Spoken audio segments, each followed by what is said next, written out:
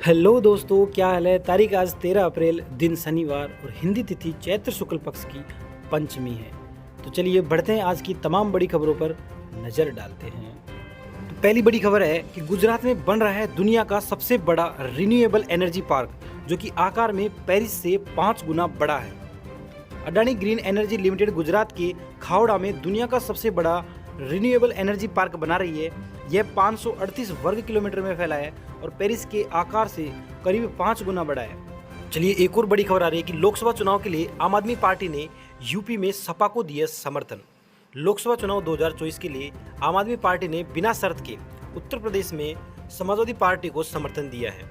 Samajwadi party प्रमुख अखिलेश यादव और आम आदमी पार्टी के नेता संजय सिंह की संयुक्त प्रेस वार्ता में इसकी घोषणा की गई है।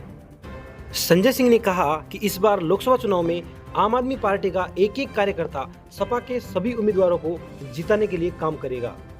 चलिए अगली बड़ी खबर देखते हैं। अफगानिस्तान में विस्थापित हिंदुओं को संपत्ति लौटाए जाने को लेकर भारत ने कहा कि यह एक सकारात्मक कदम है। भारतीय विदेश मंत्रालय के प्रवक्ता रणधीर जायसवाल ने शुक्रवार को कहा है कि उन्होंने तालिबान द्वारा अफगानिस्तान में हिंदू और सिख समुदाय के विस्थापित लोगों को उनकी संपत्ति लौटाए जाने की पहल संबंधी रिपोर्ट देखी है और यह एक सकारात्मक कदम है। गौरतलब है कि अफगानिस्तान में हिंदू और सिख समुदाय की आबादी करीब 1% है। चलिए अगली बड़ी खबर देखते हैं दोस्तों कि ईरान व इजरायल की यात्रा न करे भारतीय, ऐसी एक एडवाइजरी जारी की गई है। दरअसल दोनों देशों के बीच युद्ध की आशंका को लेकर सरकार ईरान व इजरायल के बीच युद्ध की आशंका को लेकर विदेशी मंत्रालय ने शुक्रवार को ट्रैवल एडवाइजरी जारी कर भारतीयों को इन देशों की यात्रा नहीं करने की सलाह दी है। दरअसल दोनों देशों में एक युद्ध की आशंका हो रही है, इसीलिए ये एक एडवाइजरी जारी की है, जिसके तहत भारतीयों को इन देशों की यात्रा न करने की सलाह दे रहे हैं। चलिए अगला अपडेट देखते हैं दोस्तों। मुंबई के एक स्कूल के साथ हुआ 87.26 लाख का साइबर फ्रॉड। पुलिस ने बरामद किए 82.55 लाख। मुंबई के एक इंटरनेशनल स्कूल के साथ 87.26 लाख का साइबर फ्रॉड हुआ है। पुलिस के अनुसार कैफेटेरिया बनाने के लिए स्कूल का यूएई की फर्म के साथ समझौता हुआ था और एक शख्स ने फर्जी ईमेल आईडी बनाकर अमेरिकी बैंक अकाउंट का विवरण स्कूल को भेजा था और पुलिस ने स्कूल से शिकायत मिलने के बाद 82.55 लाख बरामद किए हैं। चलिए आगे बढ़ते हैं। रिकॉर्ड ऊंचाई पर पहुंचा सोने की कीमत, 73,500 के आसपास पहुंचा इसका भाव। शुक्रवार को राजधानी दिल्ली के सर्राफा बाजार में सोने और चांदी की कीमतों में लगातार चौथे कारोबारी सत्र में रिकॉर्ड तेजी जारी रही है। दरअसल सोना 1,050 रुपए के उछाल के साथ 73,000 रुपए प्रति 10 ग्राम के स्तर को पार कर गया। दिल्ली में 10 ग्राम 24 कैरेट के सोने की कीमत 73,350 रुपए पर पहुंच गई है, जो कि एक रिकॉर्ड ऊंचाई है। चलिए अगली खबर देखते हैं। विवाद के बीच पर्यटकों को फिर से लुभाने के लिए भारत के शहरों में रोड शो करवाएगा मालदीव। विवाद के बीच भारतीय पर्यटकों को फिर से लुभाने के लिए भारत के प्रमुख शहरों में मालदीव रोड शो करवाएगा। दरअसल Maldives association of travel agents and tour operators ने भारत के उच्चायुक्त मुनु महावर से दोनों देशों के बीच यात्रा और पर्यटन में सहयोग बढ़ाने पर चर्चा की। चलिए अगली विदेशी खबर देखते हैं। स्विट्जरलैंड में होगी रूस यूक्रेन युद्ध को लेकर उच्च स्तरीय बैठक, भारत को इसके लिए आमंत्रण मिला है।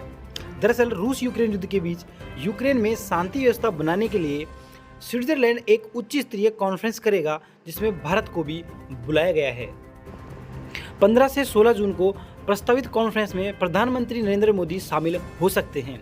रिपोर्ट के अनुसार G7 देशों के शीर्ष नेता कॉन्फ्रेंस में भाग ले सकते हैं और प्रधानमंत्री ने मार्च में यूक्रेनी राष्ट्रपति वोलोदिमीर जेलेंस्की से बातचीत की थी। चलिए अगली खबर देखते हैं। SIP पर बढ़ता जा रहा है निवेशकों का भरोसा, एक साल में 28% की बढ़ोतरी। दरअसल वित्त वर्ष 2023-24 में SIP के जरिए म्यूचुअल फंड में होने वाला निवेश सालाना आधार पर 28% बढ़कर रिकॉर्ड 2 लाख करोड़ रुपए पर पहुंच गया है। चलिए अगली बड़ी खबर देखते हैं कि 48 घंटे में इजरायल पर आक्रमण करेगा ईरान, एक रिपोर्ट के अनुसार।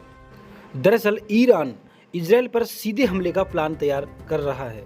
रिपोर्ट में कहा गया है कि ईरान के सर्वोच्च नेता अयतुल्ला अली खामेनेई के सामने हमले का पूरा प्लान रख दिया गया है।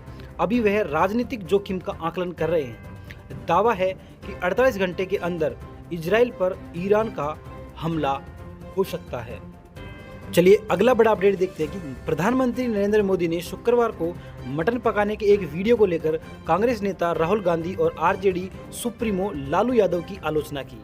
उन्होंने कहा कि राहुल एक मुजरिम यानी कि लालू के घर जाते हैं और सावन के महीने में मटन पकाने का मौज लेते हैं और देश के लोगों को चिढ़ाने के लिए इसका वीडियो बनाते हैं। बहरहाल अगली खबर देखते हैं।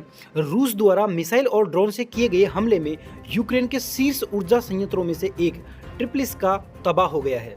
स्थानीय अधिकारियों ने बताया कि कीव, चरकासी व जाइटोमिर में बिजली की आपूर्ति करने वाले सबसे बड़े ऊर्जा संयंत्र ट्रिप्लिस्का पर किए गए हमले में ट्रांसफार्मर व जनरेटर नष्ट हो गए हैं और संयंत्र में आग लग गई है। तो चलिए मौसम विभाग की तरफ से अगली खबर आ रही है कि मौसम विज्ञान विभाग यानी कि IMD ने 13 अप्रैल और 14 अप्रैल को मध्य प्रदेश, छत्तीसगढ़, महाराष्ट्र, पश्चिम बंगाल, झारखंड, उड़ीसा और बिहार के लिए बारिश की चेतावनी जारी की है। वहीं IMD ने बताया कि उत्तर प्रदेश, पंजाब, हरियाणा, राजस्थान, जम्मू कश्मीर व लद्दाख में 13 से 15 अप्रैल, जबकि हिमाचल प्रदेश में 14 अप्रैल और 15 अप्रैल को बारिश हो सकती है। कुल मिलाकर 13 से 15 अप्रैल के बीच में ये निम्नलिखित जो भी इसमें आपको दिख रहे हैं स्क्रीन पर, इन सभी राज्यों में बारिश की भारी संभावना है। चलिए आगे बढ़ते हैं। प्रधानमंत्री नरेंद्र मोदी ने कहा कि बाबा साहब अम्बेडकर अगर स्वयं भी आ जाए तो भी संविधान समाप्त नहीं हो सकता। दरअसल प्रधानमंत्री नरेंद्र मोदी ने संविधान को लेकर विपक्ष के आरोपों पर शुक्रवार को बाड़मेर में चुनावी सभा में कहा, जहां तक संविधान का सवाल है तो मोदी के शब्द लिखकर रखिए कि बाबा साहब अम्बेडकर खुद आ जाएं तो वह भी संविधान खत्म नहीं कर सकते। उन्होंने कहा कि सरकार के लिए संविधान गीता है, रामायण है, महाभारत है, बाइबल है और कुरान है। चलिए IPL की तरफ देखते हैं। IPL 2024 का 26वां मुकाबला लखनऊ सुपर जायंट्स और दिल्ली कैपिटल्स के बीच खेला गया। लखनऊ ने पहले बल्लेबाजी करते हुए 20 ओवर में 7 विकेट खोकर 167 रन बनाए। जवाब में दिल्ली ने 18.1 ओवर में 4 विकेट गंवाकर 170 रन बनाए और इस सीजन की दूसरी जीत हासिल की। तो चलिए दोस्तों, अब न्यूज़ का सिलसिला यहीं ख़त्म करते हैं और जिन लोगों ने अभी तक चैनल सब्सक्राइब नहीं किया है वो प्लीज़ चैनल को सब्सक्राइब कर लीजिए और ज़्यादा से ज़्यादा लोगों तक इसको पहुँचाएँ ताकि सभी के पास ये इन्फॉर्मेटिव वीडियो पहुँच सके। चलिए मिलते हैं कल सेम टाइम पर। अपना ख्याल रखना। जय हिंद, जय भारत, वंदे मातरम।